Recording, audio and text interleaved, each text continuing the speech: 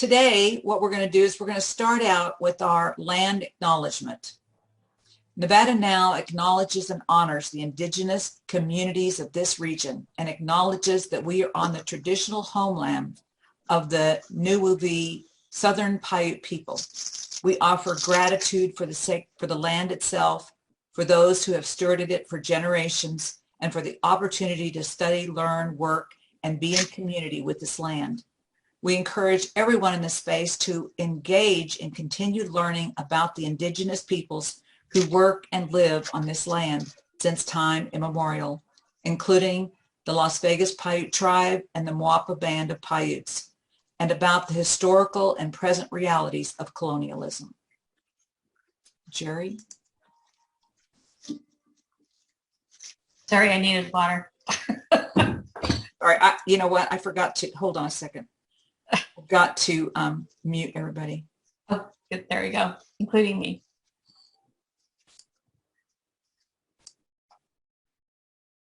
There we go. Okay, great. So I want to thank everybody for joining us on a Sunday afternoon and our great speakers that we'll be hearing from soon.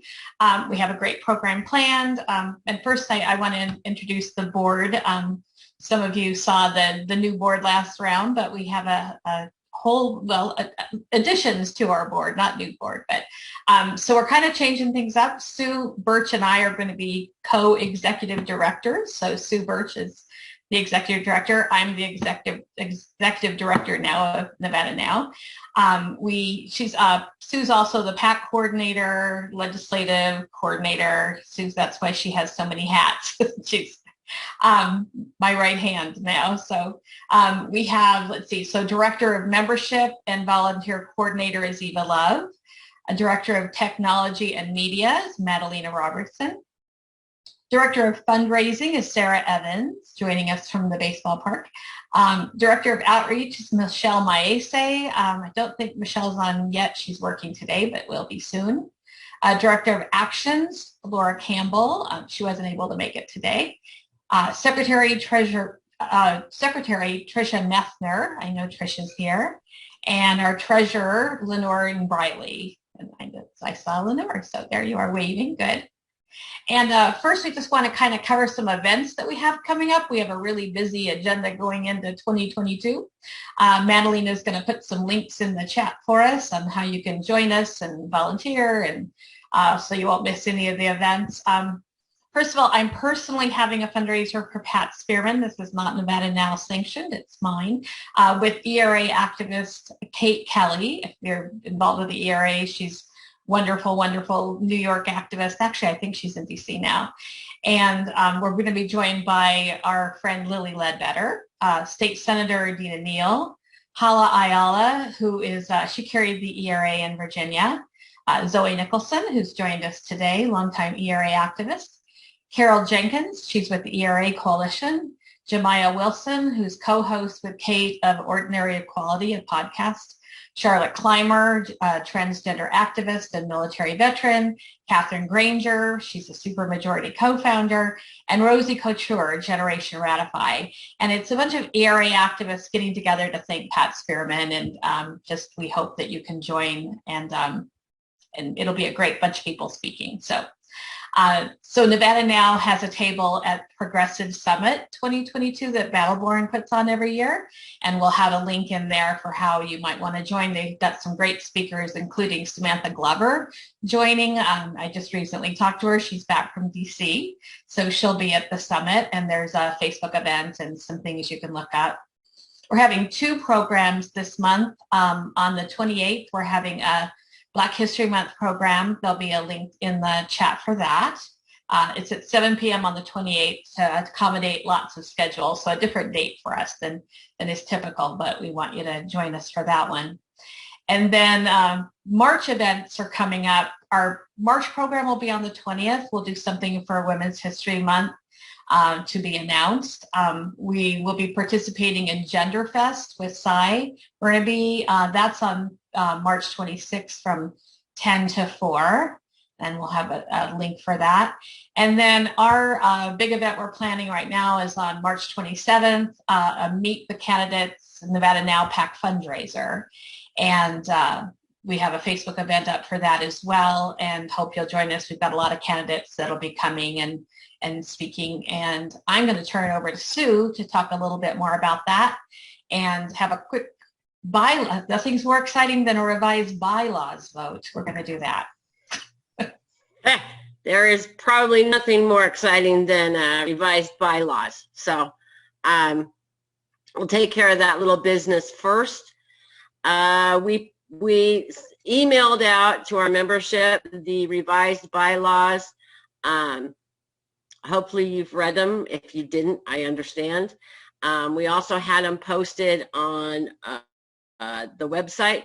So at this point, I just, and you can raise your hand from reactions if you have anything, but any proposed changes to the amendments from the floor? Any? Okay, we got nothing. Do you see anything, Jerry? No. Okay. So then I need a motion to approve the bylaws as written.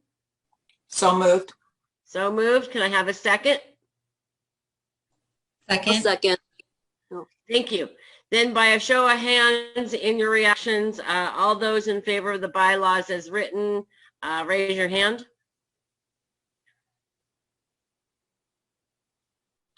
Anyone opposed? All right, Jerry, I believe our bylaws have passed, and from now are the bylaws of Nevada Now. Great, Wait, and we'll be sending that in to national. They'll have the whole list of the board and our bylaws, so it'll be all official. It's really tough to do these kind of things when you see so many, like officials on here. Okay, so the fun part. The fun part. March 27th. We've had that out for a while. It's our PAC fundraiser. It's from 4 to 6. It will be at Liz Becker's backyard. We are asking for everyone to be masked and proof of vaccination just to be on the safe side. And we're very pleased to have Connie Monk and her husband Richard doing a wine and chocolate tasting, which I'm very excited about because I've seen Connie and Richard do it before, and it's a whole lot of fun. And I know that the tickets are $25, but we do have a very ambitious agenda when it comes to endorsing. We did really, really well in 2020. We want to endorse from the governor all the way down to the school board. As Pat Spearman always says, dog catcher. I know we say this all the time, that it's an important election year, but we all know what the political landscape is. We've seen what's been happening at Clark County School District meetings. I don't know if any of you heard what's happening up in Washoe when it comes to changing the way the voting structure is going to be. There's just a lot going on, and we would appreciate your support. Now, the good news is we've got some really great candidates that are coming. We have it confirmed that our Attorney General Ford is going to be there. We have it confirmed, and she is on this call right now, that our controller candidate, Ellen Spiegel, will be there. Clark County District Attorney candidate, Ozzie Fumo, will be there. Got to look at my list here. And of course, our North Las Vegas Mayor candidate, Pat Spearman, will be there. And I know a number of the Assembly members and Senate members that are running this year will also probably be there. And I've gotten confirmation from several judicial candidates. So it's a real good opportunity to mix it up with some of these. We're gonna try to have a couple of these, but this is going to be our big one, and we hope you'll get a ticket and come out and support not only Nevada Now PAC, but support these candidates that are putting their heart and soul into what's going to be another trying election year. So. And I think Madalena's already put all the links in the chat, so thank you, Madalena. Anything else to add to that, Jerry? Did I do okay? No, that was great. You sold it. Yes, and if the money is an issue, we could probably work something out. But I mean, in 2020 we did over $8,000 to Assembly and State Senate candidates. Again, if you look at it's governor all the way down to regions to school board. We really want to be ambitious on this because every office is important, every single one. So anything you can do, that would be great. Thanks. Thanks, Sue. So that takes care of the Nevada Now business. But before we start our program on housing, we have a special guest today. I have heard our former Lieutenant Governor, Kate Marshall, speak at a federation, Nevada Democratic Federation of Women, I believe it is. And I was so inspired and have talked about nothing but since. And I invited her to come and talk to us. It's going to be kind of a tough topic today, so it's good timing. And I just wanted to hear and have you hear how great Kate is. And thank you for joining us, Kate, from DC. Thank you. It's just, I don't know why, but it thrills my heart to see you guys.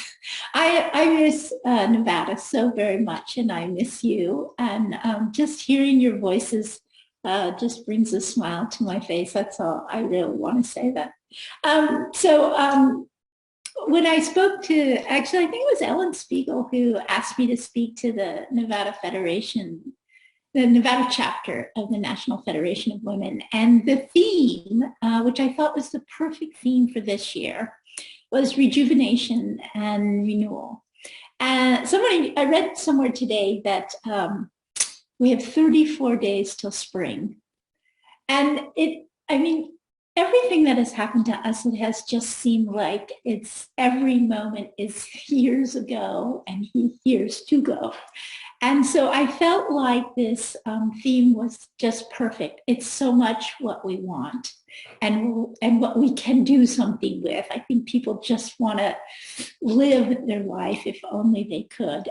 So I was thinking about it, and it reminded me of the movie, one of my children's favorite movies, The Incredibles. And I don't know if you remember the movie, but there's Samuel Jackson does the voice of a guy named Frozone, who's one of his heroes.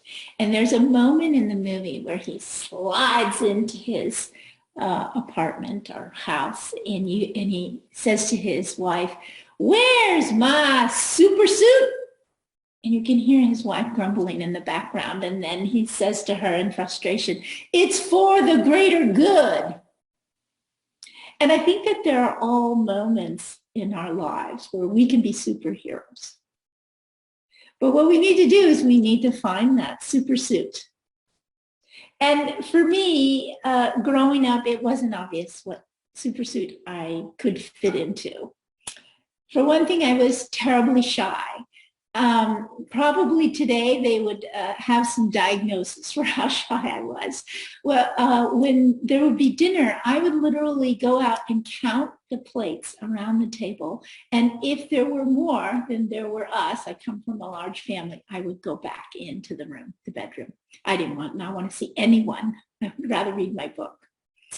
And I would talk, actually, I would talk like this. I just didn't want to be around people. I like my books. I like quiet. And so it took a long time for me to find a way out of my shyness. And one thing that happened was my father met his second wife, and it's a little bit of a tangent, but I want to tell you the story. My father's blind in one eye, this eye. And so he was walking into the garage where his office was to his car. It kind of slopes down. And he smelled this woman's perfume, and he just reached his hand back. He couldn't see her. He couldn't see her when he took her hand because she took his. And he didn't really know who she was until she gave him she told him her extension, and he called her the next day. And as soon as he heard her voice, he thought, oh my God, it's that woman I hate. But they ended up getting married. And 10 years later, she passed away of cancer. And it had a real impact on me because it made me think, what would have happened had they wasted time? 10 years is not a long time to be married. And what would have happened if they dithered? If they'd come up with lots of excuses? If they hadn't chosen to live their life? And so I began to think about, what's the worst that happens if you do something? And for me to do something, I couldn't imagine the whole of it. I just couldn't do something that was like, do this big thing. It was overwhelming. I can't do it. But I could take a step. And so I began to break things down. And so for me, putting on my supersuit means taking a step, a single step. I went to Peace Corps. And when I went into Peace Corps, the idea that I would go and live in Kenya for 2 years was overwhelming. But I didn't have to do that. All I had to do was take a step onto the plane and then take a step to my seat. That's all I had to do. Just one step and then one step. And so for me, wearing my supersuit often means just taking a step. I will tell you that supersuits fit easier when you are there for the greater good. But we have to keep in mind not to focus on what divides us. It doesn't help. Sometimes what divides us, we think about things, they're funny, they're silly things. So for example, here where I live right now in my apartment, we still have our home in Reno, let me tell you. But here where I live right now, people often say Nevada. Now, at home, they would get booed off the stage. Like, say it right. We got sheep. It's Nevada. Do not say Nevada, okay? I always say to them, we can add in Nevada. So those are the funny things, right? Or if there's a game between UNR and UNLV, well, we can have a lot of good fun. But we have to remember to give respect to each other and not to focus on those divisions to the extent that they hurt us. And universities is one area where we have to be careful. We don't have that many colleges and universities in Nevada. We have UNR and UNLV and NSC and TMCC and CSN, Western Nevada and Great Basin. We just don't have, we have two, we don't have that many.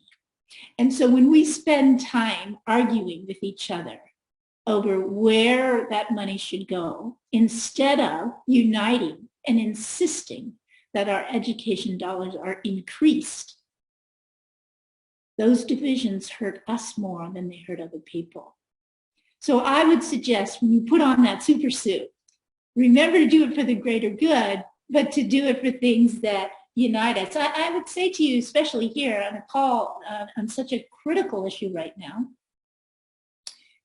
like equal rights for women, that gender, we often use gender to divide us, when in fact it should unite us. We talk about pay equity for women as if it only affected women and not families and not children and not brothers and sisters and aunts and uncles and everyone else.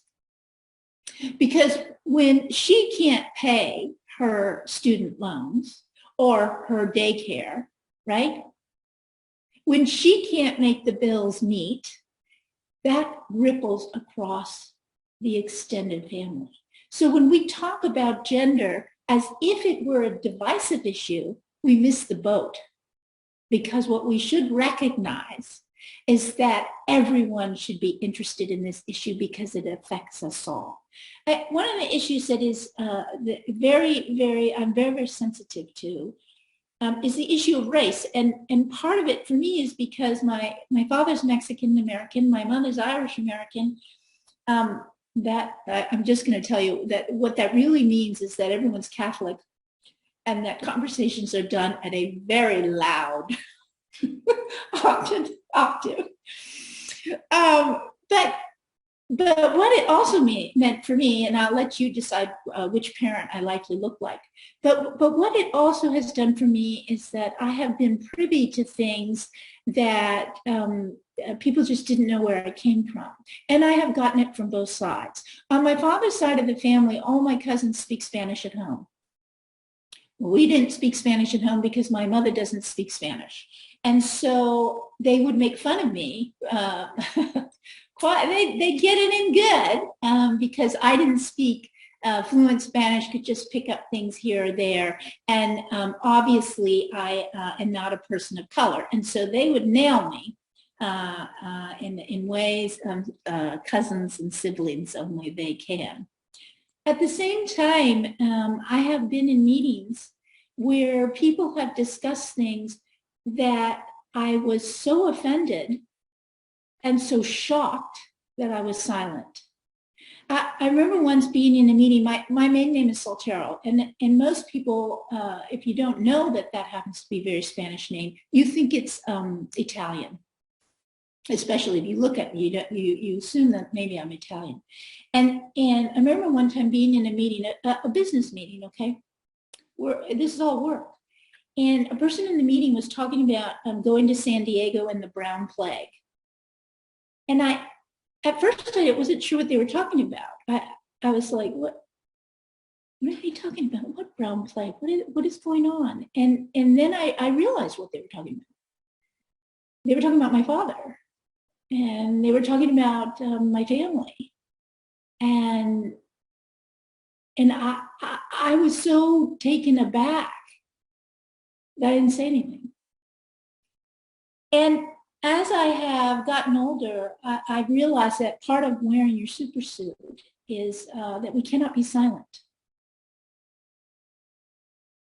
And I have found a way to, especially in work situations, to stop the conversation and move it on to a better place. Whatever situation you're in, I encourage you that if you're going to put on your supersuit and you're going to do the greater good, silence will not work. Silence is in some ways giving permission to what's happening. And so you have to find a way to shine a light. And I know that there are people who think that if we shine a light on some of the things in our country that we are not proud of, that somehow diminishes us. It makes us look bad. It diminishes our democracy. And I'm here to tell you that it will make us stronger, that it will pull us together, that you cannot heal until you acknowledge. So shine a light. Put on that supersuit and shine a light and raise a voice and connect people. Don't divide people and help people to heal. All this is stuff for the supersuit. This is what we need supersuits for. I'll tell you that it can be big. When I was lieutenant governor, one of the big things that we did was to create a commuter that would go from East Las Vegas. This is not East Las Vegas out here, this is DC, but that would go from East Las Vegas to CSN and NSC because kids could not get to school. They would spend 2 hours commuting. And I don't know how you're supposed to get an education when you're trying to work a job and go to school. It just, the whole thing doesn't work. And when we started, people said to us, well, we tried this so many years ago. And I said, well, that's wonderful. Let's take another shot. And we had to pull all these stakeholders together. And initially, the answer was no. And I got to tell you that remember that no is not an answer. is just a word. That means you got a little more work to do. That's all. And so we had a little more work to do. And we finally got this van, this commuter van that had air conditioning in it and kids could bring their books on it and it had Wi-Fi and it was wonderful. And we ran that pilot just before COVID happened. So it can be big stuff like that. But putting on your super suit can also be really small stuff, like picking up the phone. How many times have you picked up the phone and whoever was on the other end needed to be heard? It's small. A year ago, I picked up the phone and the woman on the other end, it was somewhere around Thanksgiving, and the woman on the other end was about to lose her apartment because she hadn't gotten her unemployment. And so I made a call. I made a call to Dieter and I got her application looked at. And the reason I remember that is because this year she called, sent me a letter and said, it didn't solve everything, but we kept it in our apartment and it made all the difference. And it was just a phone call.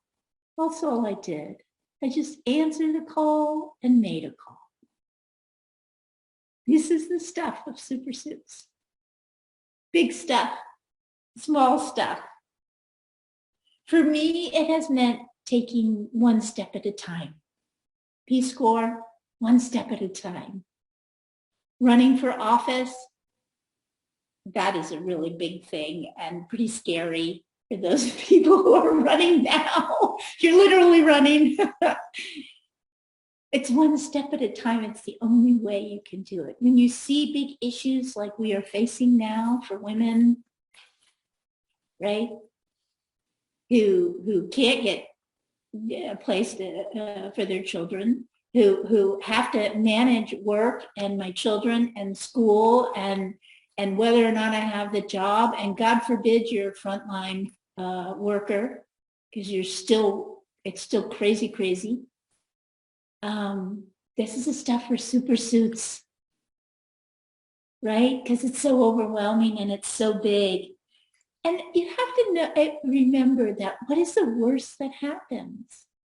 You take a leap, you get on the plane, it doesn't work out. But I think every single one of us has had to pick ourselves back up again, right? Dust off. Get a Band-Aid or two. And take another step. And put on that super suit. And sometimes as you go through life, your super suit, you might need to take it in here and there, or hem it. Or if you're like me, let it out a little bit. Patch it here and there, right? So that you become more effective. Recognize that you're trying to pull people together and put on that super suit. Because that's the way we're going to renew ourselves. That's the way we're going to get to this moment of rejuvenation. That's the way we're going to get a real spring. Whether it comes in 34 days or not, that's the way we will get there, is by putting on that super suit. So thank you. I love you guys tons. Well, we love you and thank you so much. And when I saw Kate talk about this before, it makes me teary-eyed.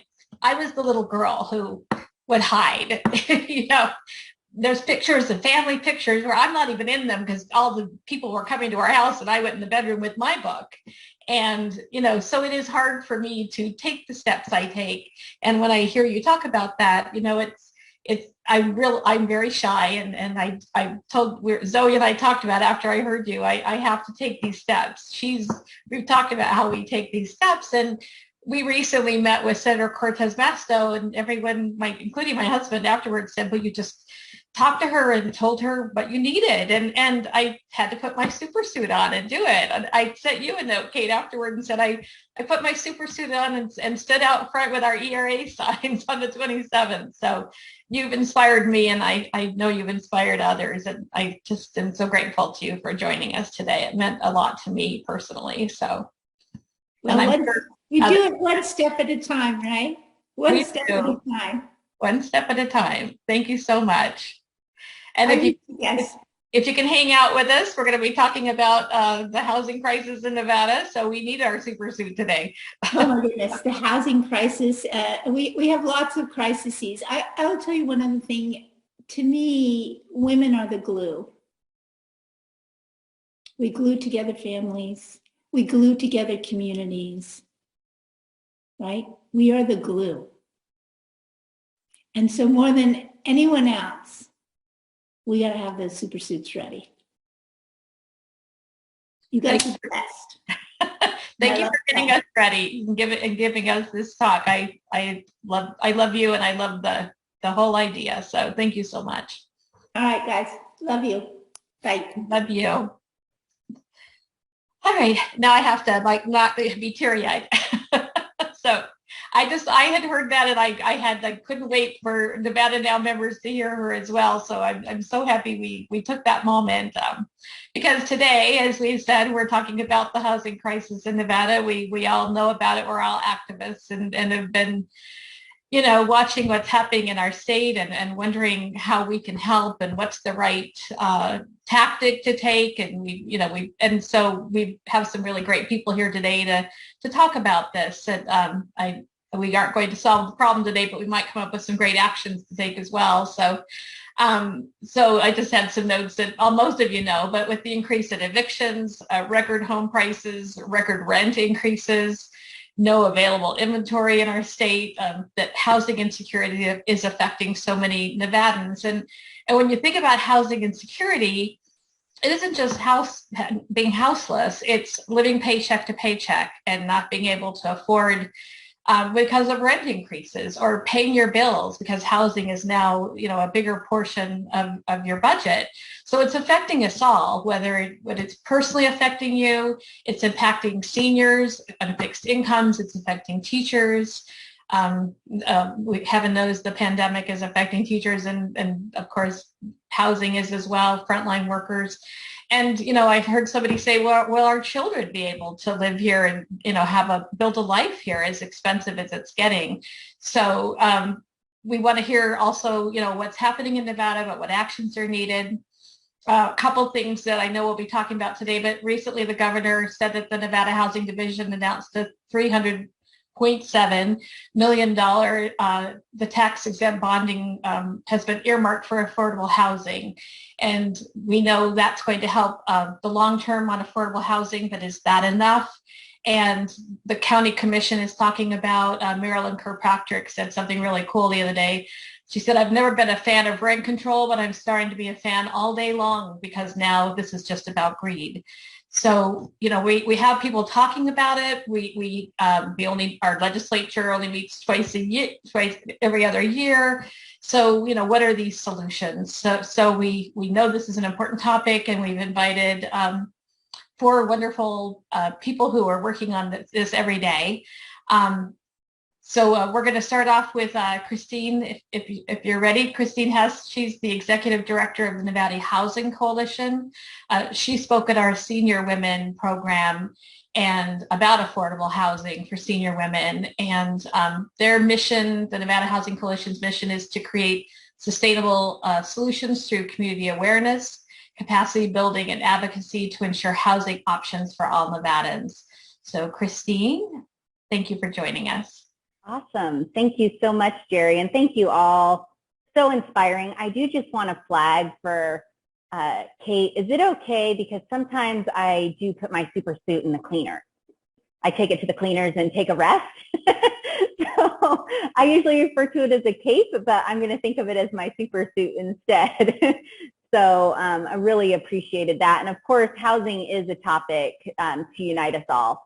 And I really appreciate the work of Nevada Now and this opportunity to listen and share with you what we're doing here at the Housing Coalition.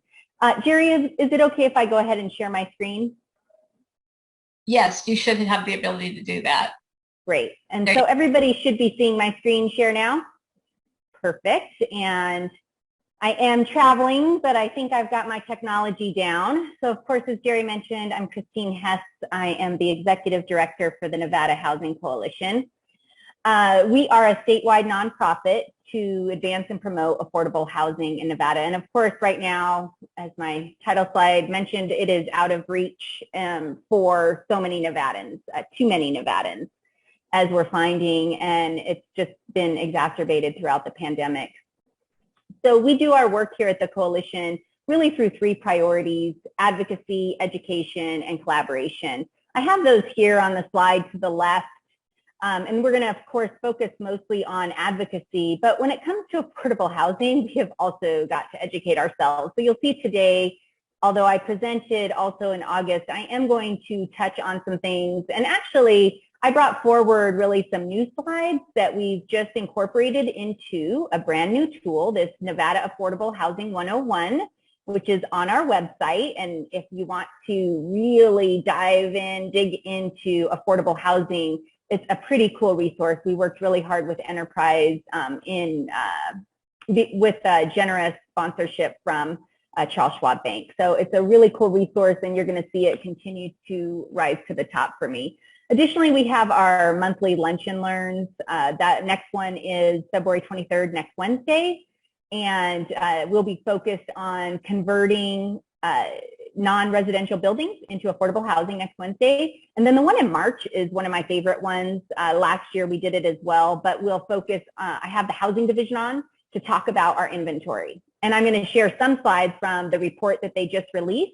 And I'm also going to have the National Low Income Housing Coalition on to talk about their report as well. I guess one of the important things, the Housing Coalition, we also do our work really data informed, right? And try to collect data, share data, be a resource for you all at Nevada Now too, as you think about housing. So just wanted to bring that forward. Again, we're going to talk a lot more about advocacy today. We're really busy in the interim right now with our policy committee looking at policies, and I'll touch on some of those that we're exploring here later. Additionally, the ARPA, same thing, I'll touch on that. And at the federal level, I'm so glad to hear you talking with our congressional delegates, and Senator Cortez Masto is a real housing champion as well. I coordinated, though, a roundtable for Senator Rosen. Congresswoman Lee was also in town, and I supported her staff in putting together. So we're really pretty fortunate in Nevada to have tremendous support in DC. So I am going to keep us moving along. I just want to level set when we talk about housing and housing affordability. Essentially, housing is considered unaffordable if you're paying more than 30% of your income on your housing expenses. So whether that's rent or mortgage, right? And that includes your utilities. So when you pay more than 30%, the technical term is actually cost burdened. When you pay more than 30%, you're cost burdened. And that's when things become difficult, right? You're no longer going to get your degree because you can't afford the education. You're not paying for your health expenses. You're one car breakdown away from losing your job, right? When you start paying more than 30% of your rent, you can't save for the American dream and home ownership. Of course, we're going to talk about that here in just a second as well. The other thing to remember is severe cost burden, which is over 50% of your income, which so many Nevadans are paying more than half of their income. And that's what we're also seeing with these rising rents. Is just, it's not, again, well, some people are unfortunately becoming homeless, but many people are just having to bear this burden. And when you pay more than 50%, you're extreme risk of homelessness. It is a very unstable place to be, and it's untenable, honestly. So it's time for action. I also really appreciated that. We have got to take these steps for action. I don't need to reinvent the wheel. The Nevada Independent Tabitha Mueller produced an excellent report on February 13th it was. So I highly recommend you go and take a look at it. Nevadans grapple with punishing rent hikes. She has some fantastic stories of what we all know and hear to be true, the rising rents. 30% increase in Las Vegas in rents, 21.8%. This is just since 2020. Median home prices, $570,000 in Reno Sparks, $435,000 in Las Vegas. Of course, none of those are affordable, right? It's just not affordable. And let's talk about affordable. I like this example. This is a slide from our Affordable Housing 101. I think it's really important to put a face on it, right? These are workers in our community. Now, granted, in the extremely low income, we're certainly, and that's below 30% of area median income, we're certainly going to have some in our society who are more vulnerable who may be on a fixed income, but 30% in our below 30% area median income are workers, right? So how does this look in our state? And also, Jerry, that paycheck to paycheck comment, after I'm done, I'm going to drop a link. There's an awesome database that you can actually pull down as many occupations, up to 10 at a time, and look at those occupations compared to housing affordability. It's housed by the National Housing Conference or Coalition. They have a similar name to ours. Anyway, I'll drop the link in the chat. But anyway, as you see here, again, we're looking at that number, 30%. When you pay more than 30% of your income on rent, it's unaffordable. So this example, Clark County, median annual wage, $59,000, almost $60,000. Current rent, so the maximum affordable, remember that you're not paying more than 30%, is $1,496. Current rent of $1,132, that's from American Community Surveys. I popped in there the actual data, right? $1,644. So it was affordable at one point. It is not affordable anymore. Washoe County, let's look at a healthcare worker, right? We champion our frontline workers and have depended on them the past 2 years. They are cost burdened. And with rising rents, they're becoming extremely housing insecure. And what's happening? They're leaving our areas and leaving their fields, right? With that labor shortage. Douglas County, a retail worker, they are severely cost burdened. And of course, retail workers across the state are going to be severely cost burdened. So where we love to go shop, our favorite clothes places, those workers aren't making it. And this slide here is, again, a new slide. I really like it because it shows that this isn't just in our metro areas. It exists in the rural too. And I would say from the north to the south, for sure, it's different. By all means, our housing challenges are different. Now, some of the solutions might be the same, but it exists, and it also exists in the rural. Our affordable housing shortage, I just have this one more as a placeholder to remind us of our need. 84,000 units is our need. The gap, this is from the National Low Income Housing Coalition's gap report. The new gap report comes out at the end of March. So at our Lunch and Learn, we won't have the exact new numbers, although I'll be hoping to get them out of him for that Lunch and Learn. But that's where these numbers come from. Good research team producing these. Supply. How much do we have? And this comes to your point, Jerry, about the $300.7 million. I want to touch on that. Nevada's affordable housing supply, we currently have 36,187 units of subsidized housing. This is super complex. My presentation includes a note slide at the end if Jerry shares that with everybody. Additionally, within the Affordable Housing 101 deck, you can find some more information. What's really important on this slide, and I am going to ask Betsy, who is fantastic at the Housing Division, to speak specifically to this, is look at our supply in the different income levels, right? If you remember the slide before, we're short 84,000 units. Look at our supply of units in the extremely low income, the 30 to 35% area median income.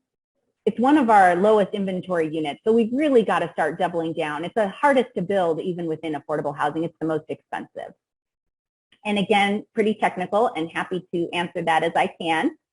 I also wanted to point this out, the trends that we've seen for our larger jurisdictions. So our larger jurisdictions per statute provide an annual a report to inform the annual housing progress report. So I pulled this from the 2021 data with Betsy's help. And as you can see, since 2014 to 2020, we really saw a flat inventory, right? And I wanted to bring that to this group's attention. Last session, we did pass Senate Bill 12, which was a bill that requires affordable housing developers to give 12 months notice to the state, to the local government, and to tenants when affordability restrictions are either going to expire or potentially early terminate. This is hugely important because, as you can see here, this flat inventory, we've been building it, but we've also been losing it, right? Affordable housing, most of the multifamily goes about 30 years. And there's a weird loophole that some can early terminate at 15 years. So really important to note this, and I just want to applaud the legislators on the call, because passing that bill last session and the governor signing it was hugely, will make a difference. It gives us a little more time. There's no first right of refusal on it, but let's see how we can do, and let's get a little more time for this. Oh gosh, hopefully I didn't do anything here. Okay, there we go. Solutions. We are definitely focused on solutions here at the Housing Coalition. Important to understand our landscape. Key stakeholders at the table, Nevada Now members, you guys are a key stakeholder. I was definitely prioritizing an opportunity to listen to you all and your questions. But you can see here, it takes all of us, right? So there's not any one of us. And that's why I really liked Kate's comments about uniting us. Housing does unite us. Housing is not partisan. It impacts all of us, and it's going to take all of us. There isn't one agency, there isn't one local government that is failing. It is all of us as a community that need to really rise up. And I also want to touch on the $300.7 million. Is that enough, Jerry? Definitely not. The estimate is about 3,000 units. But that would be significant. I mean, you saw there, that's almost a 10% increase, right? And those units don't go away, right? So we need to keep taking these steps, a step at a time. We can't just think of the 84,000 number or any shortage number as so overwhelming. We need to keep taking the steps. But that $300.7 million is also really important because it's an annual allocation of tax-exempt bonds. So we're going to get another one next year. And so can we, again, get that prioritization for housing? I'll tell you, at the annual housing conference, the state director for economic development was on stage, and he said, affordable housing is economic development. You better believe it. Our state is not going to be able to move forward without addressing affordable housing. And that's what we're seeing right now. So I'm going to, real quickly, on Wednesday, at the same time as my Lunch and Learn, of course, the governor is going to be talking about the recovery plans. And I think I saw an announcement where he's going to be addressing the State American Rescue Plan Act fiscal recovery funds. The state received $2.7 billion at the last interim finance committee meeting. They noted that there was about $1.7 billion left. We're still waiting to hear large housing investments. The Housing Coalition put together a collaborative group. Assemblywoman Marzola, you'll appreciate this. We had our private sector front and center at the table, the same ones that came in opposition, because again, the opposition last session was an opportunity to come to the table, right? And they came to our table and helped inform this recommendation, along with advocates, along with local government, along with nonprofits. And we're recommending that the state invest $500 million of their fiscal recovery funds for affordable housing. And quite honestly, as we look around the state, our local governments who receive significant allocations have been allocating around 20 to 30% of their local fiscal recovery funds for affordable housing, because this is just tremendous, this need. So with that, I just want to say thank you. Here's my contact information. I think, am I here? I'll make sure and drop my email in the chat. And then I'm also going to drop a few links in the chat as well. I'm not that good with technology. To do it all while presenting is a challenge.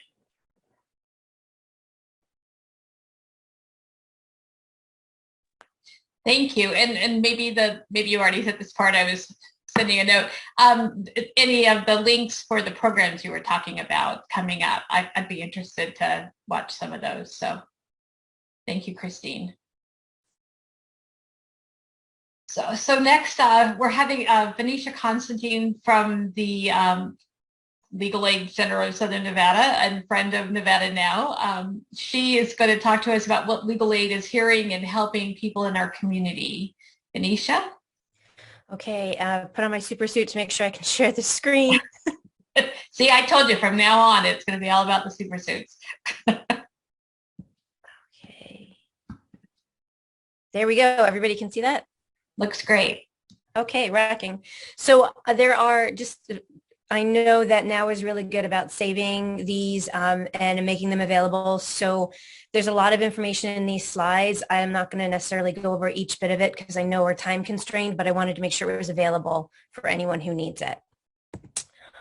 So I'm going to unfortunately jump off from or repeat some of the things that Christine just said. And numbers change so much.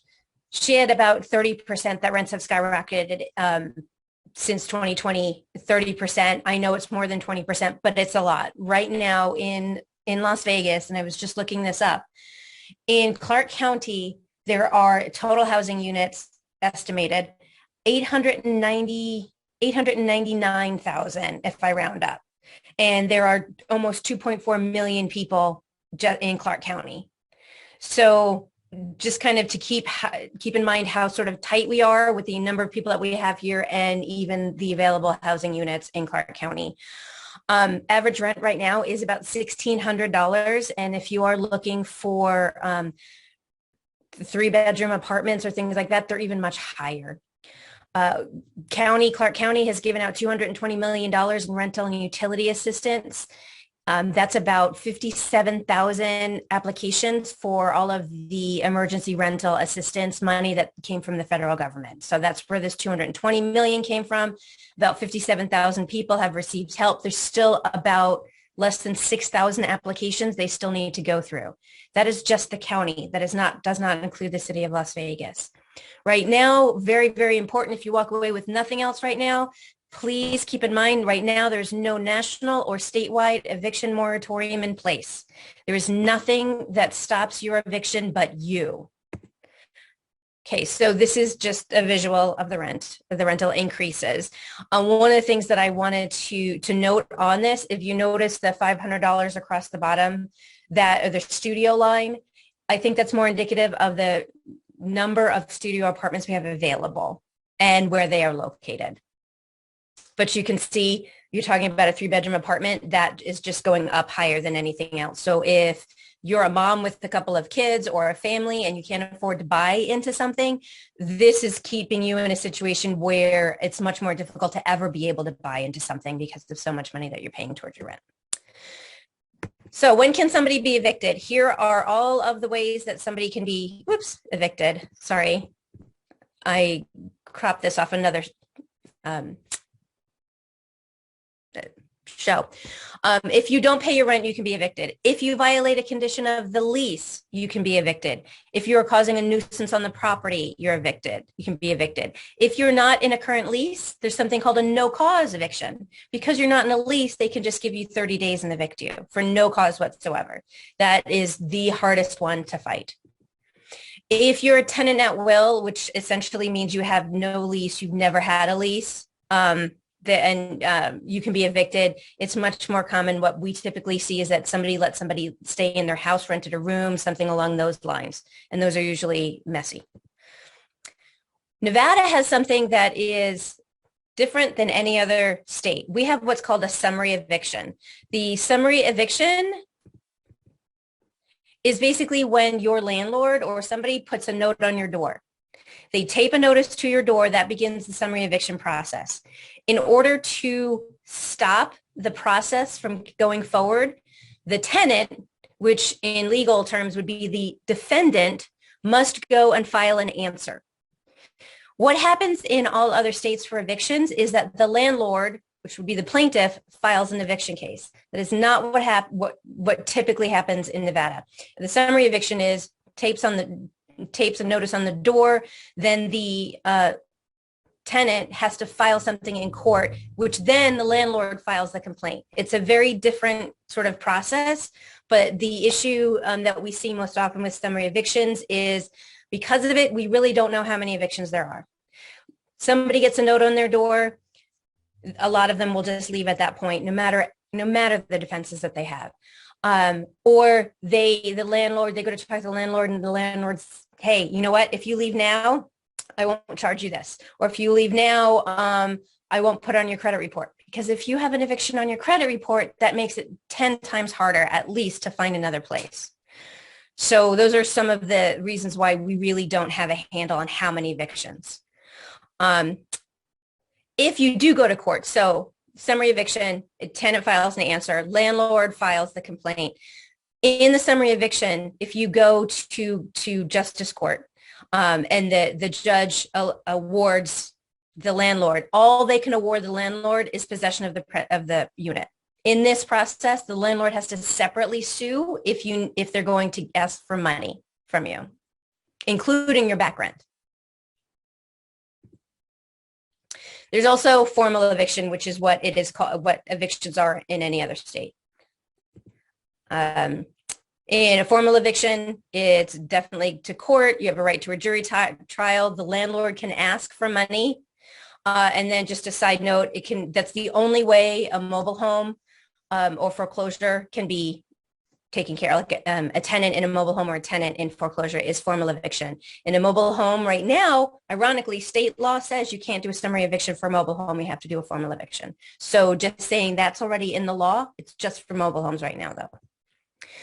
I'm not going to go through every one of these steps, but all of the steps, if from eviction notice to the court, is all here if you are a tenant or you know a tenant, and all the steps what they need to do. Biggest thing to remember is that if you get an eviction or you know somebody who gets an eviction taped to their door or in the mail or any sort of notice, they need to file an answer. Now their choices are, they can always vacate the property, they can pay the back rent. So I am just defaulting to somebody who can't afford to do that. Or if they have already applied for rental assistance and they are pending that decision, they should file immediately, because pending a decision or having an application for rental assistance is sort of like what we would call like an affirmative defense to the eviction. If you get in front of a judge and the judge knows that you have that, they're going to hold the eviction or deny the eviction. So that is another thing that was passed in the last legislature. So if anyone needs this, it's up here, and at the end of the slide will be all of my information if anyone wants to go over it again. Answering a summary eviction, we're going to just say this is in Las Vegas Justice Court. There's also Henderson. There's also North Las Vegas. Las Vegas Justice Court is for the city of Las Vegas and unincorporated Clark County. You can file that answer in person or online. One of the things that we grew up with or matured with over the COVID is that now we have tenant answers online that can be filled out online. It's like a question and answer. It's like doing like a TurboTax type thing. You can do it online. So if you can physically get down to legal aid, if you can get down the civil law self-help center, great. If not, you can print the forms off at home, or you can actually do them online and fill them out online.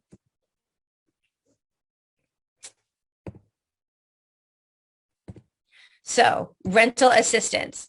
$480 million in federal rental assistance is available in Nevada. We were ranked 10th in the nation for distribution. So I know that Nevada oftentimes doesn't have the highest ranking or the best ranking in a lot of areas, but we actually, especially Clark County, got the money that we got out faster than just about any other state. We did a really good job with that. CHAPS is one of the ones that pretty much everyone is still familiar with. That's the Clark County Cares Housing Assistance. They'll pay for your rent and utilities for up to 15 months. If you have previously gotten CHAPS and you fall into this issue, the problem where you fall behind on your rent or anything, you can go back. If you haven't hit that 15 months, you can go back and ask for funding. Also, just in case I wasn't clear, you can ask for rental assistance before you're ever in eviction. So if you know anyone that's even having some issues, they should apply for rental assistance. The money is there. For Clark County, there's no cap on the amount, and the payment goes directly to the landlords or the utility companies. It doesn't go to the tenant. So this is incredibly helpful if you're a landlord as well. If you're a landlord and your tenants are struggling, instead of, waiting for that struggle to continuously build month to month, go and talk to your tenants and encourage them to apply. The landlords, I think on some of these can even apply for the tenant. And that makes the landlord whole, and it just de-stresses life for a lot of people that way. So for Clark County, here are your 80% of area median income. You have to, the financial impact has to be due to COVID. Although what in Las Vegas, if anyone is struggling, essentially doesn't have to do with COVID. So it's not like you have to make a huge show of it. It's usually pretty obvious. You lost your job. You haven't gotten a job that pays what you paid before. Any of those reasons. And again, if you're undocumented, you can still apply for this. Don't let that be a reason you're not applying. Other rental assistance. The city of Las Vegas had RAFT, but they are no longer accepting applications. So if you're in the city of Las Vegas, you want to apply for CHAPS because they've gone through their money. In the city of North Las Vegas and in Henderson, they are going through HopeLink. For both of them, you must live, obviously, in that jurisdiction, North Las Vegas, for 6 months. That you need to prove that you live in the area. And for City of North Las Vegas, demonstrate COVID financial impact. It's a little bit higher level. For the City of North Las Vegas, they'll only do up to 6 months in arrears plus 6 months going forward. So if you're in a situation where you're facing eviction, but you're also having a really hard time finding a job, that's a nice bridge to get you through it. And same thing, there's the information for Henderson, but that's all through HopeLink. So if for some reason the city of North Las Vegas and Henderson run out of money, there's still CHAPS. And there's no reason, if you're in Henderson, you might as well apply for HopeLink and for CHAPS just to cover all your bases.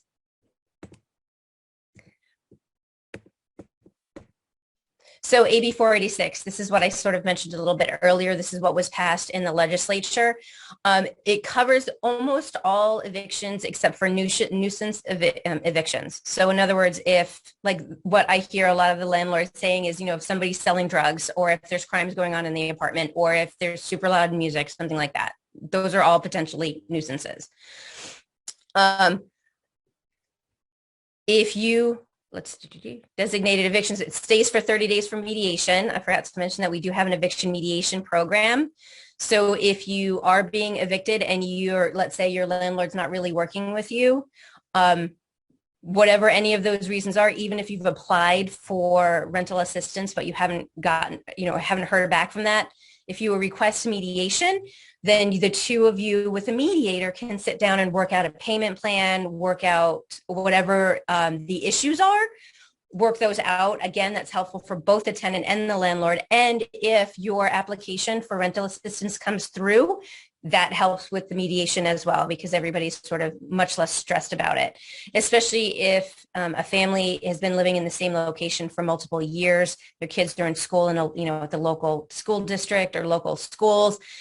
Mediation is a great way to say, okay, we can get through this bump in the lease, but we would like to agree in mediation for at least for another year. Those are things that you can bring up in mediation. Landlord, if the tenant has a pending rental assistance, I've already mentioned that, but if the landlord is refusing the rental assistance or refusing to cooperate in rental assistance, we have heard this. If the tenant tells the court that, the court can deny that eviction.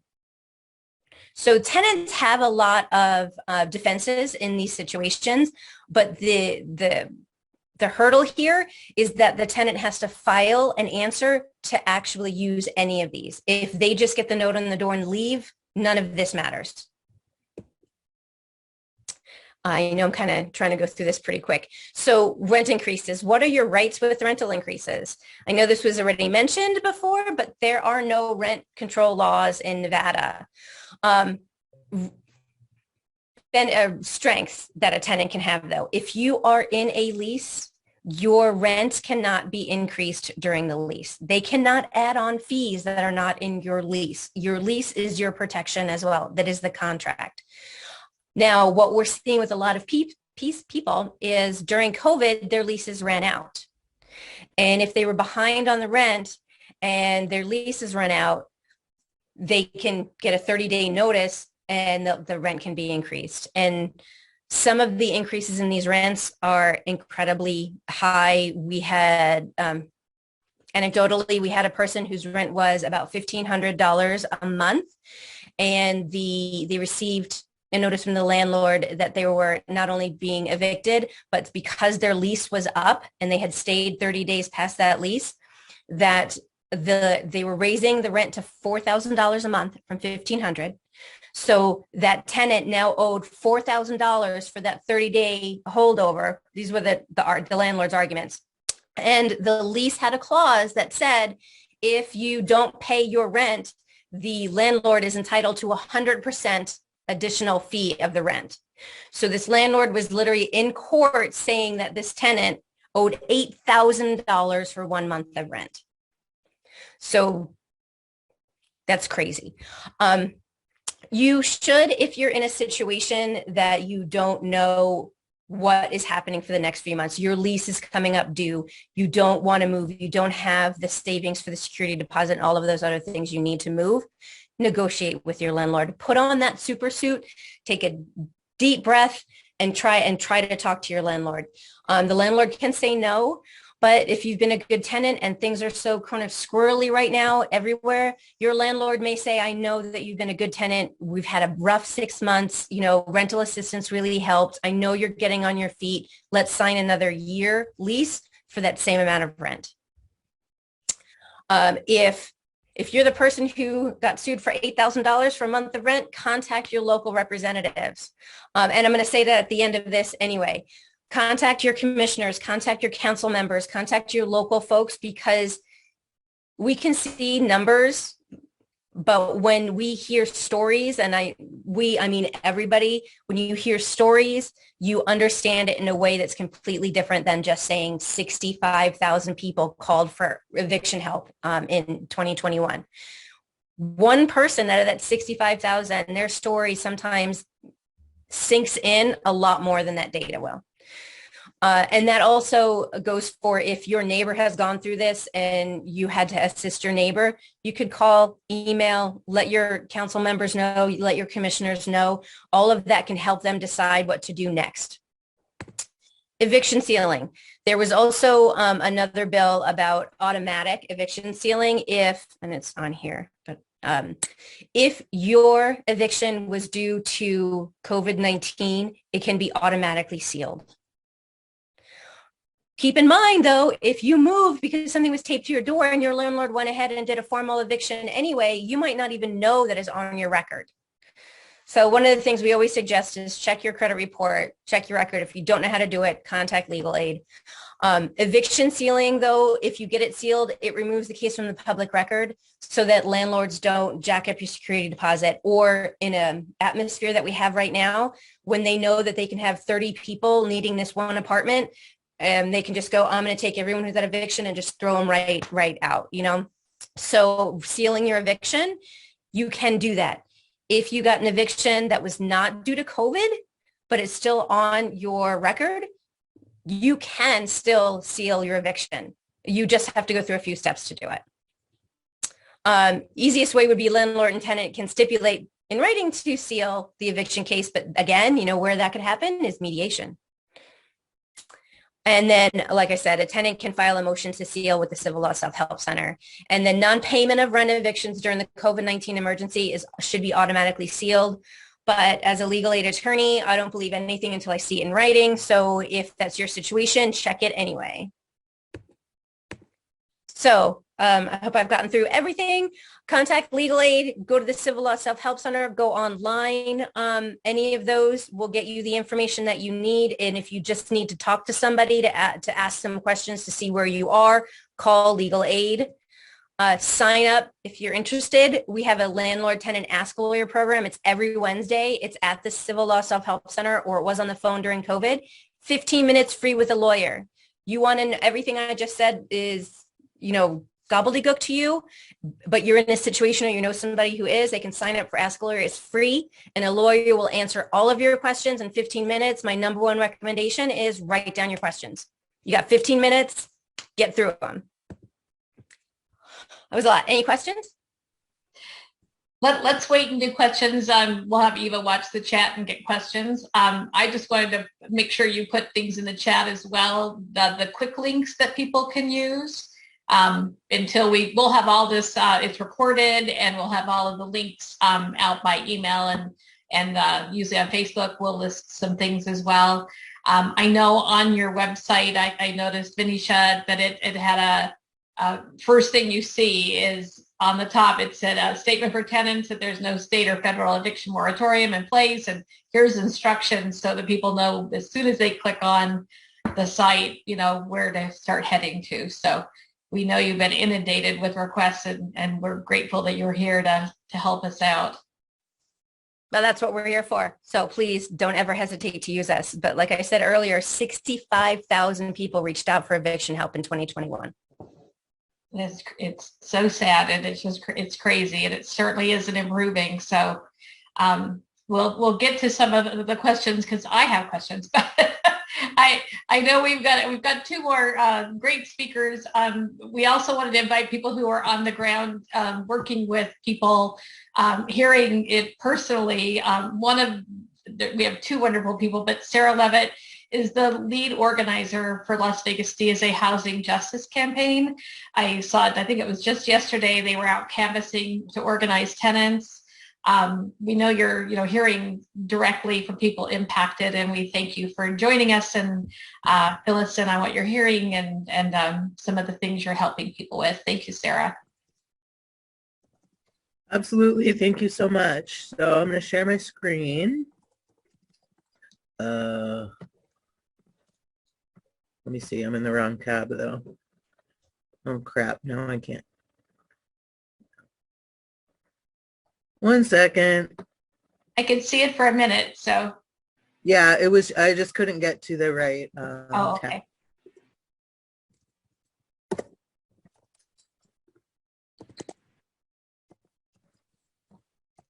Okay. Everyone can see my screen? Looks great. All right, so I am Sarah Levitt. I am one of the lead organizers for the Las Vegas DSA Housing Justice Campaign. And we look at housing justice in a few ways. We feel like we need to tackle housing justice from all sides, right? So these other great speakers have told you about the crisis, so I'm not going to go into all of that, but we can look at different types of strategies. So there's electoral strategies, which is laws and regulations, like rent control, right to counsel, good cause evictions that some other places have, and also planning and zoning and funding for building new affordable housing. Those are great because they can help everybody, right? They apply to all renters, but the cons are that it can take a long time. As we all know, it's a big fight, and landlords are going to throw a lot of money at keeping us from having rent control and stuff like that. And also, if your problem is just that your dumpsters are constantly overflowing and there's trash everywhere in your complex, rent control isn't really what you're interested in, right? So, these broad policy choices may not help individuals with their problems in their complex. What I'm mainly going to talk about today is tenant unions.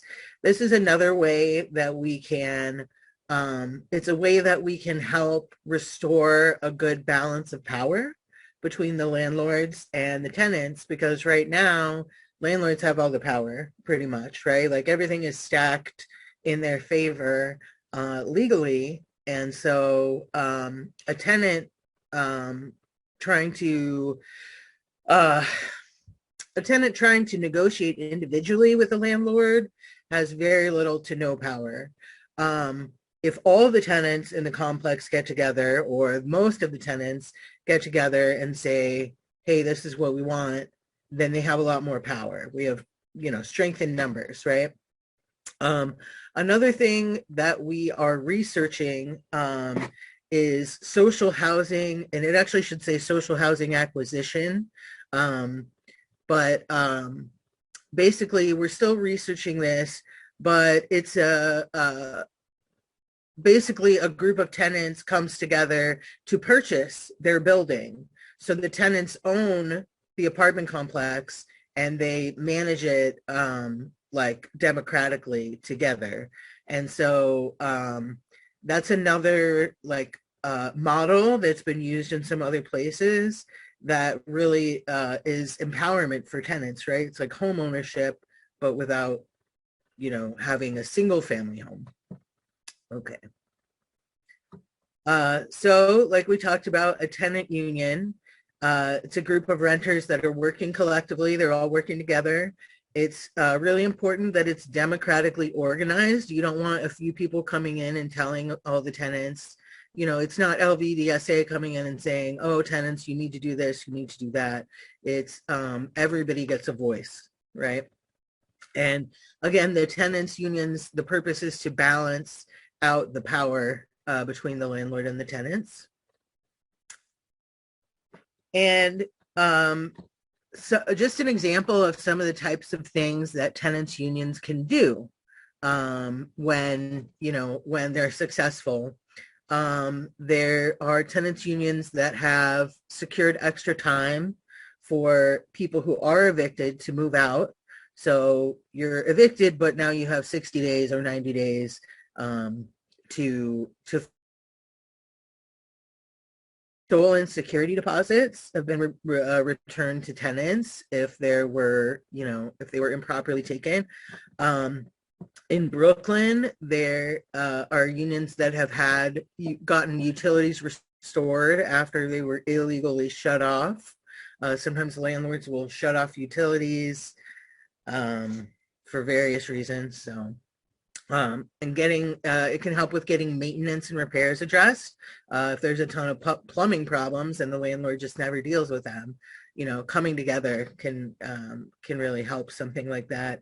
And indeed, there are a couple cases where there have been rent strikes where these unions have won a reduction in their back rent and a reduction in their future rent as well.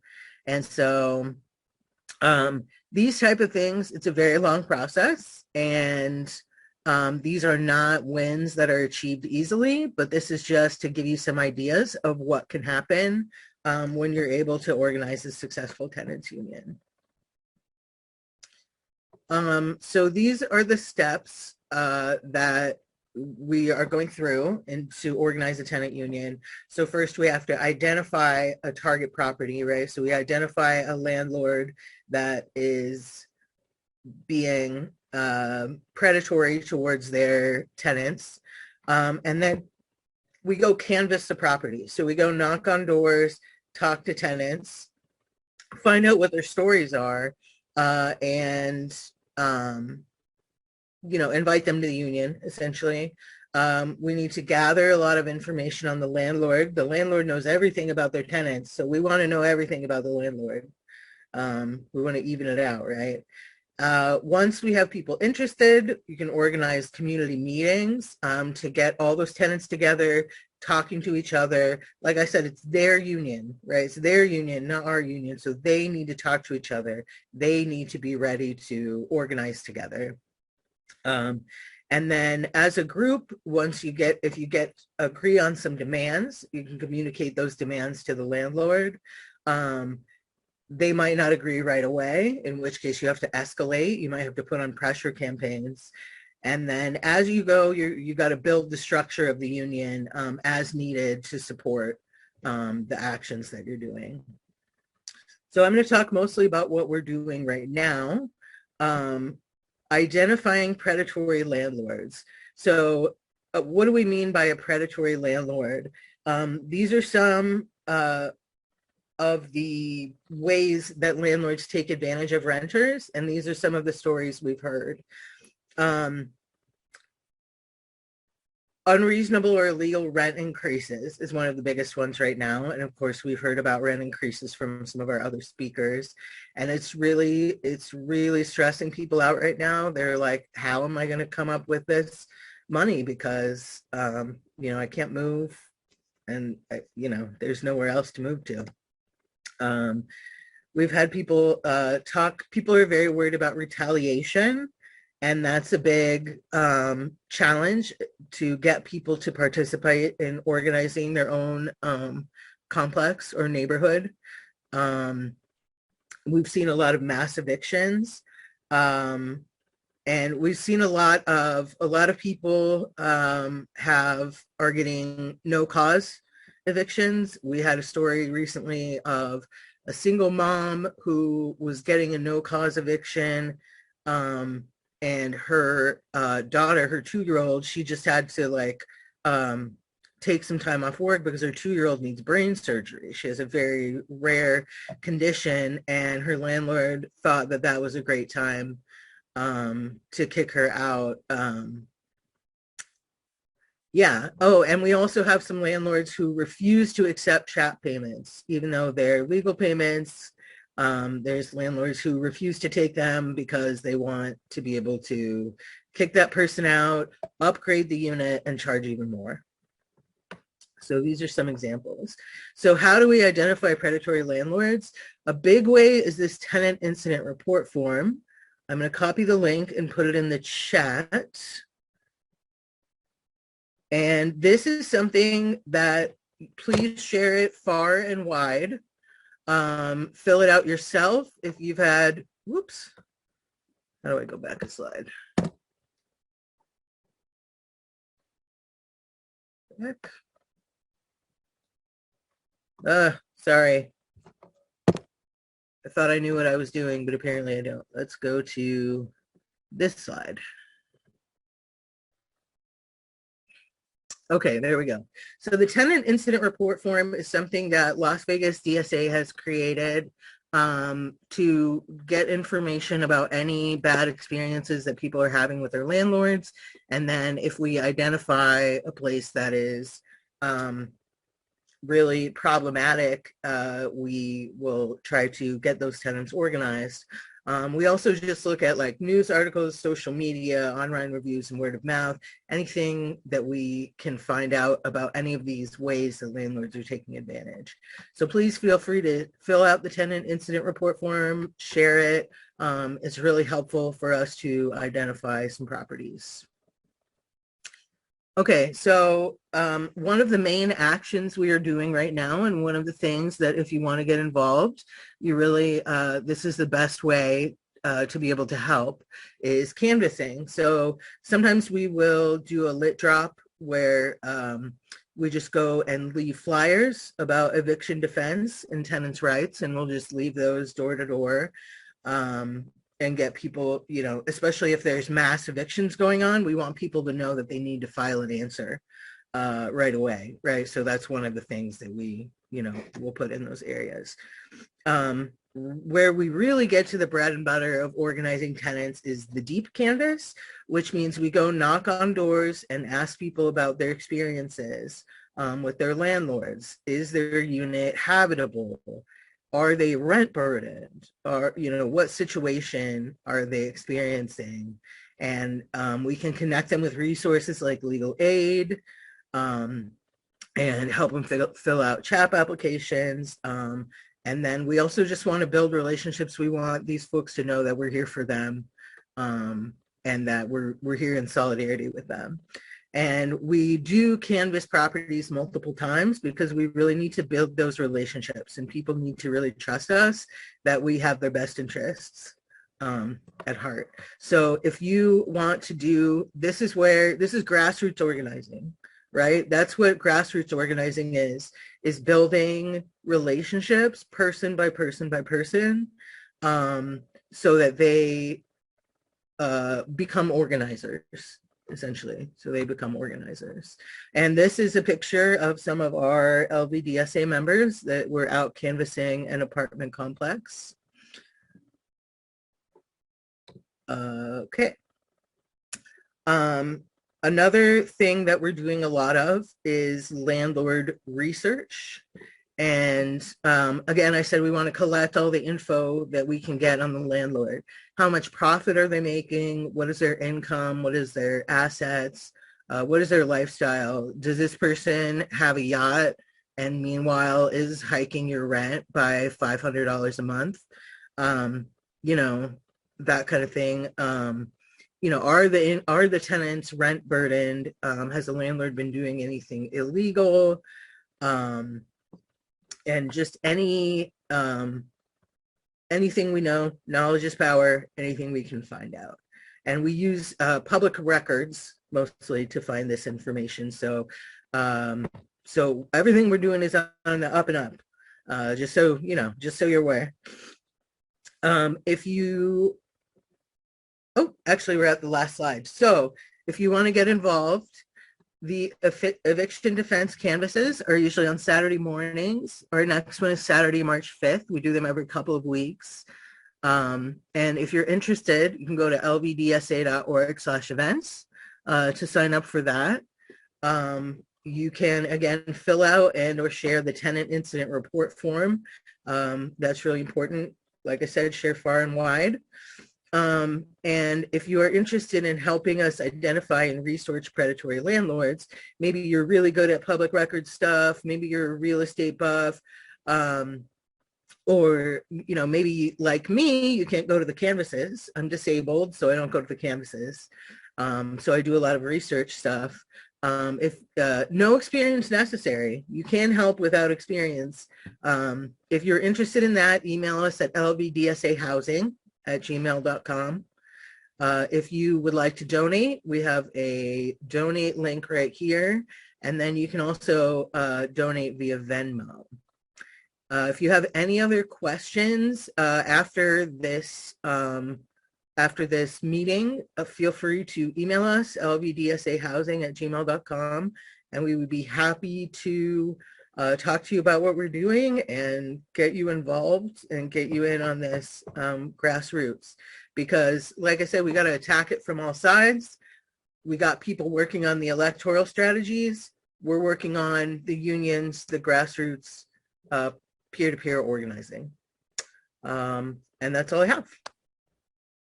Thank you so much. And if you could drop some of the links that, in the chat as well, so people will, but we have your, you know, your presentation, we can send it out later too. But that, Sarah, usually Sean's ahead of the game and already has dropped them, but I don't see him yet.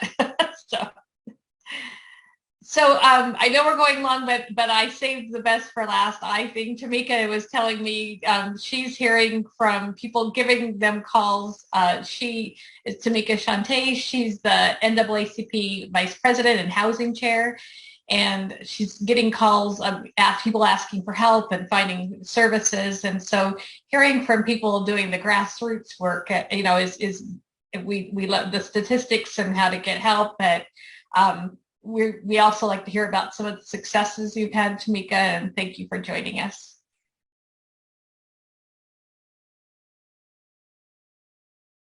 Can you unmute?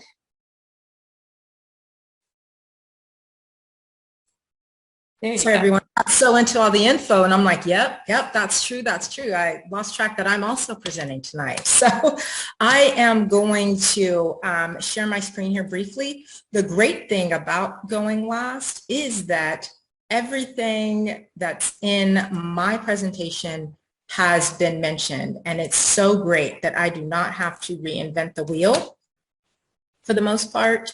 Hopefully everyone will be able to see this in a few shakes of the tail.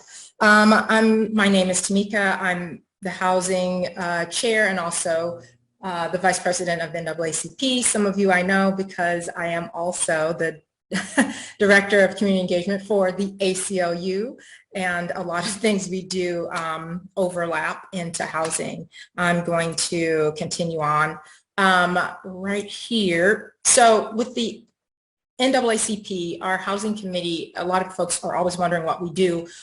These are the 4 things that we do. It's all across all NAACP branches in every state, even our Northern Nevada. We study housing conditions. We receive and seek to address the complaints. Really, our focus is on housing discrimination. We oppose all public and private housing restrictions, which has been mentioned. We disseminate information to help eliminate discrimination through and some of the organizations that you have already heard from this evening. Going to go on to the next one. How we do that? Well, we review online complaints. If you go to our website, we have an intake system where people are able to file complaints. Those complaints can be about anything, but anything housing comes to our housing committee. We review them. We make a determination if it fits into our objectives. We do some of the advocacy work on the ground.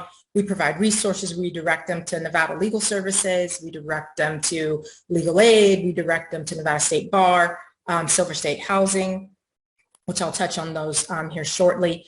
Any agency that really can get into the nitty-gritty of what they're doing. And that's like the biggest thing, because most of the time when people come to us, they're at their wits' end. They don't know what to do. They've tried to speak to their landlord's given them some sort of brief, and they're like, I feel like there's something available to me, but I don't know what. We also monitor trends. We try to look at things of that nature. We work with Silver State Housing Authority to see if there are other issues. Like we all know rent is high, we all know conditions, but sometimes folks are just going out to find an apartment or a house, and we work with them to find and locate situations where there may be discriminatory practices in even getting that apartment. So sometimes it's not even about the money. Like we have people who have money, who are working good jobs. They want to rent this big house in Summerlin, but for some reason, the people are not truly looking at their credit history. They just keep telling them no. And to find out why, and to find out if they are in practicing discriminatory, type things, we work with Silver State Housing. They send people out who kind of, do the little mock-up, and we find that out, file complaints with HUD, and go that route. We also host panels and seminars with other agencies that can assist in our advocacy efforts. And as I stated earlier, we monitor trends and themes in different apartment complexes, in different areas, with different landlords, etc. COVID-19, y'all. I don't even need to go too much into detail. It's been mentioned a few times, so I'm going to reserve that time, as I know we're slightly over. And I thank you all again for staying. It was a huge barrier. It's a bigger barrier for families that are of color, and Black and African American women were the most disproportionately impacted by the crisis. Some of them it's due to credit history. As I stated earlier, some landlords don't want to rent to them because they may have children. We had one situation where the single mom had a job, but they didn't want to rent to her because she had a son who was older, and they just felt some sort of way about it, a Black young male. I don't know why, but they did. Just a lot of stuff in there. Everyone has already mentioned about the eviction heights. They also mentioned the AB 141. We worked on testimony with that, so with Howard Watts and everyone. So we're very aware of that. These are just some other information. I know you're saving the slides, so I'm just leaving this up for a few minutes as this is being recorded. So if anyone wants this information, it's readily available.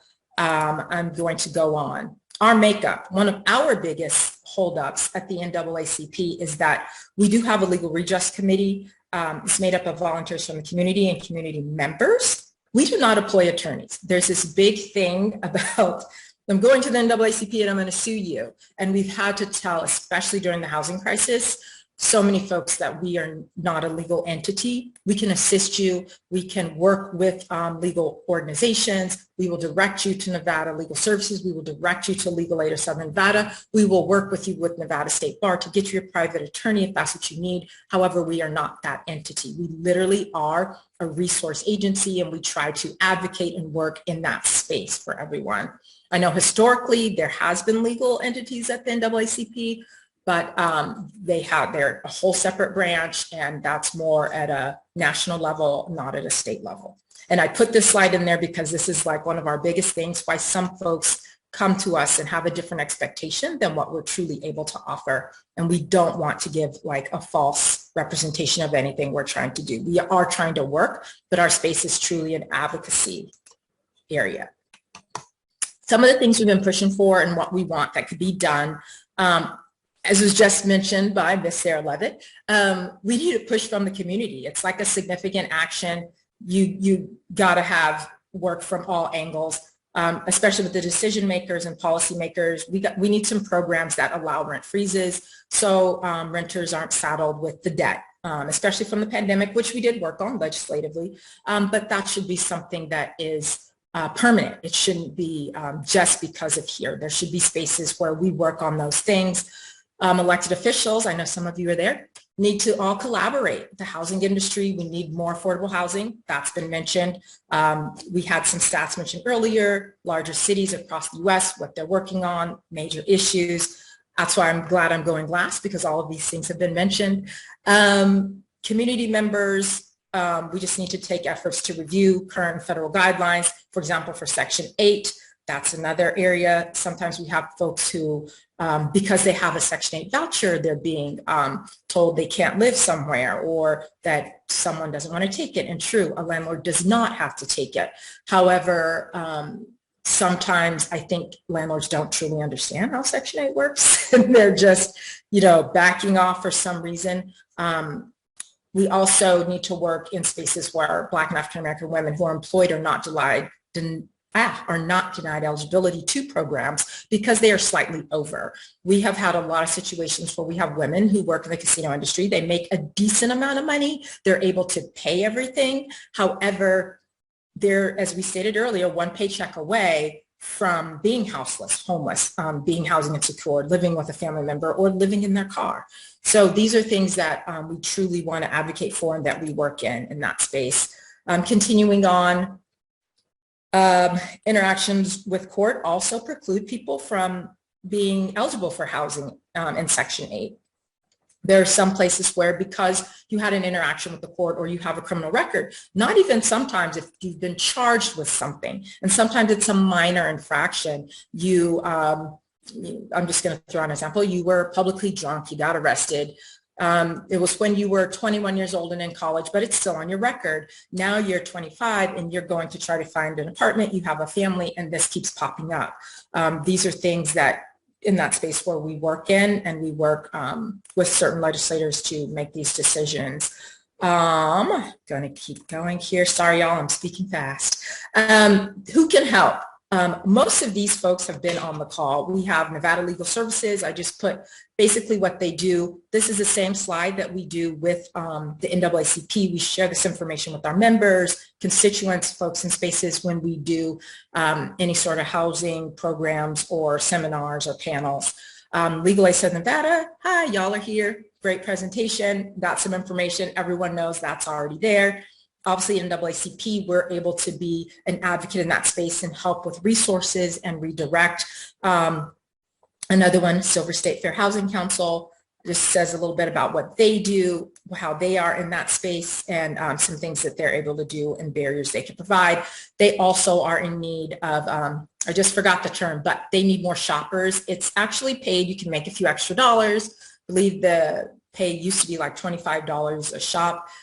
You go through a minor training, and it helps so they can find areas where there's discriminatory practice. It's also in disability area as well. So it's not just with color, race, gender, sex, it's also disability, sexual orientation. Any of those complaints, you can file that with Silver State Fair Housing Council.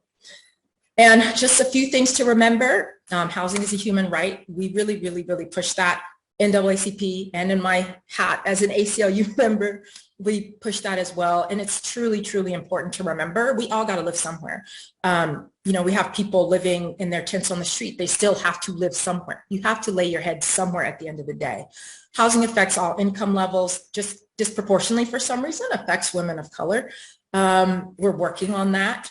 And housing is a societal issue. It affects everyone. That was stated earlier. Aunts, uncles, it affects children, it affects their schooling, a child, their studies done, a child who knows that their housing is insecure does not do as well in school. Like, it affects every facet of our life. And there are resources and organizations to help. It's really, really, really important that folks do not feel like their back is against the wall, that they have nowhere to go, that there's no one they can ask, that they can also try to fight things, that they are educated on the issue and truly know their rights and all of these things. And guess what? That is my last slide. Done. Wonderful. Thank you. It was a lot to cover. I didn't want you to feel stressed to try to get it all in there. I know we are running long. I have one question I was hoping to get through, and then if people want to stay on, we can ask more questions. And that's the beauty of Zoom. We're not sitting in a building. But maybe Venetia, maybe you could answer this, or maybe, because I know you have two hats today, so literally maybe taking off a hat. But one of the things we're hearing is what actions should be taken. And we were talking about, do we ask the governor to call a special session? And then they talked about the money that was, that he announced, that was a positive, but that's a long-term fix, not a, my rent's going up $500 and I'm getting kicked out. We don't have rental control, but our legislators only meet every other year. So you'd have to have a special session to do something like that. We hear there's Dillon's law, so the county commission can't do so much. I mean, are you okay to speak to some of those issues since you have two hats? Well, yeah, I mean, if it's okay with y'all. There is a lot of movement to do things.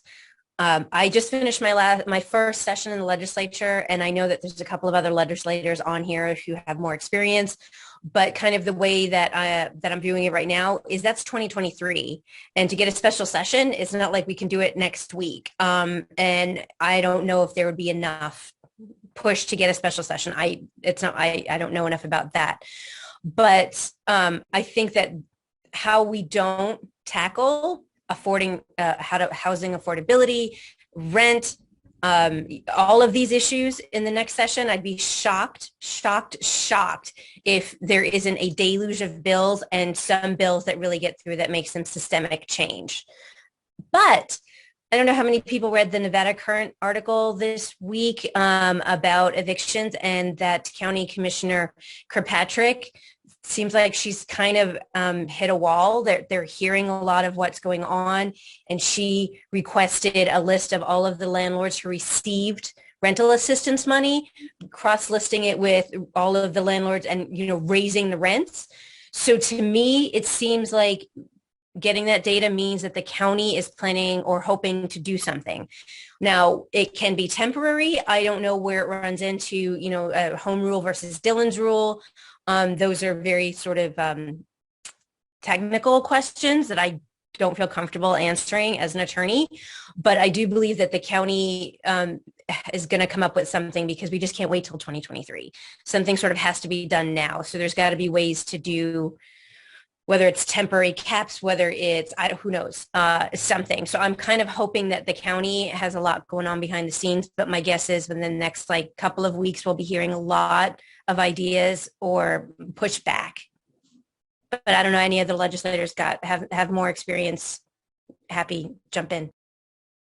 Well, in that's where I saw some of this in the article, that Marilyn Kirkpatrick had said, that they had basically given the homeowners a preview of what could happen. And they, in August of 2021, the Nevada Realtors said in their newsletter that just to raise the roof, and they, put that, just anything goes. And I think that, like you say, Marilyn's, finally had it and said she believes in rent control. So I see Shannon kind of wiggling around. Do you have anything to input, Shannon? Or you just I'm just nodding in agreement with everything that my colleague just said. And yeah, unfortunately, I don't see a special session happening for a number of reasons. But and I do think that the county commission will take it up. But I mean, I hate to say this, but this is just the truth. Whenever we have a special session, there's a blackout on when you can raise money. And we all know that the governor is in a really tough race. And so even if this would, even if the will was there, I just don't see that happening. But I'm so glad we all did this. And I'm really excited when we do go to session. I think my colleagues and I will all be championing these issues. You can be sure of that. So even you telling stories. Go ahead. I'm sorry. Go ahead, Venetia. Telling stories to your local officials matters. So, you know, if you want to really push and you have stories and you know, contact them, email them, call them, whatever you need to do, because that's their electorate. Those are their constituents and those are the voters. Thank you. And I know we're way over time, but even do you see, I mean, we'll get out the emails so you can email people with questions. We do have a lot of questions. Is there like a theme or something we can pick out? Pat Spearman asked about, is there anything to be done about the people? Well, actually, Pat, you want to answer that question, or you want to ask that question? Sure. Last session, we had a bill that would take foreclosures from non-judicial to judicial for non-payment of HOA fees, and unfortunately the bill didn't make it. And I sponsored that bill because I had some constituents to come to me. They had the banks had the moratorium on their mortgage, but they couldn't pay their HOAs, and so they were losing their homes because they couldn't pay the HOA fees. And so that was the question. I also put here in the chat Senate Bill 188. I know that the treasurer is busy putting together what the rubrics will look like, but Senate Bill 188 is designed to help people who are in public assistance programs to be able to save money in what is called an individual development account, and that will not count against their benefits. So it's separate and apart from Section 8, separate and apart from food stamps, separate and apart from any type of governmental assistance that they're getting. So that is one of the ways that I thought we might be able to empower people so that they can purchase a home. So 188, you can purchase a home, you can purchase a small business, you can pay off debt that is keeping you from purchasing a home. So look at that bill. It was codified in Chapter 286. I think of NRS, and pay attention to that. And you might just want to check with the treasurer's office every now and then. I'm not sure how close Zach is to making sure that he's got all of the rules in place for that. But that is certainly something that when I sponsored the bill, I figured we could use that, because a lot of people don't want to be renters anymore. They want to purchase a home, but they can't, because if you're on public assistance, you usually can't have a savings account. Last but not least, I was curious to know, and maybe, I don't know whether our presenters know this or not, but how many of the people that are being evicted are veterans? That always concerns me, because homeless and veterans should never be in the same sentence. So I would like to see what that looks like for veterans. And one of the reasons that I say that is because if they're doing this to veterans, that gets people's attention, and they may not care about the mother that had the 2-year-old that had brain surgery. They may not care about her, but if she's a veteran, oh yeah, they're going to care about her. Does that make sense to you? And so if we can show a connection between the greed and what's happening to our veterans, that might help us push whatever bills are going to come up next session. That might help us push it along. And I said last but not least, and if anyone wants the rent control, whatever you want, you got to understand, you got to start working on that right now. You got to start working on that right now. And you got to raise hell, because if you don't, what you do is you send legislators up there, with a rubber band to a knife fight. And the bill that you think you want won't happen. So you got to raise hell right now, and make sure you tell folks this is why we need annual sessions. And then Ellen had a question. She had her hand up. I was looking for Ellen. I don't see her now. Oh, she may have had to leave. So. Okay. If anybody else has one they want to squeeze in, and we'll put all the links in the emails. You can contact people. Thanks for sticking with us on this important topic. So, Ellen just left. Okay, Kimmy? I see your hand. First of all, I want to thank all the presenters. There's some really amazing information presented tonight. But my question is, are there affiliate groups or similar groups in Northern Nevada that I could be directed to or look up? There's so many services available down in Southern Nevada that I want to be aware of as many of those as I can in Northern Nevada too, because these concerns come to me, and they're only coming to me because they haven't found answers yet. Venetia just put in Washoe County Legal Services. I was going to ask Venetia what's comparable to what we have here, so thank you. There might be more. The two off the top of my head would be Nevada Legal Services and Washoe County Legal Services. Thank you. Great. Well, thank you. We probably could talk about this a lot longer. There's a lot more to cover. I think we did a pretty good job at least getting the basics down and giving us some ideas. It sounds like the biggest thing we can do is contact our representatives. And Laura Martin, are you still on? Did you have any? I'm on the board of plan, and Laura and I were talking about this the other day, trying to come up with actions people could take. And Laura, did you have any last minute ideas? Hello, thank you. I would definitely say, there's a lot of great people who are on the call who have a lot of actions coming up, and plan totally supports what the NAACP is doing, and of course the canvases that DSA does as well. There are partners in the Nevada Housing Justice Alliance, and it really does take an effort to reach out to tenants and just to build the political space for our elected officials to actually do what needs to be done to not just get us to stop talking about it, but to address the root causes and actually fix the issue. Thank you. All right, thank you so much. As we've said, this is recorded, so we'll have the recording up on our website in the next day or two. We'll put out all the links for you, and if there's anything you need from Nevada Now, let us know. And we thank you so much for joining us, and we hope we'll see you on the next programs, and help us get some great people reelected that we had on our call today. So, and be sure and be on the call on Monday the 28th. We have an amazing program celebrating Black History Month and talking about the real issues that people in our county are facing. Most likely continuing some of this conversation, yes. So thank you so much. It was a wonderful program, and we appreciate you taking time, and we'll be seeing you soon. Thank you so much.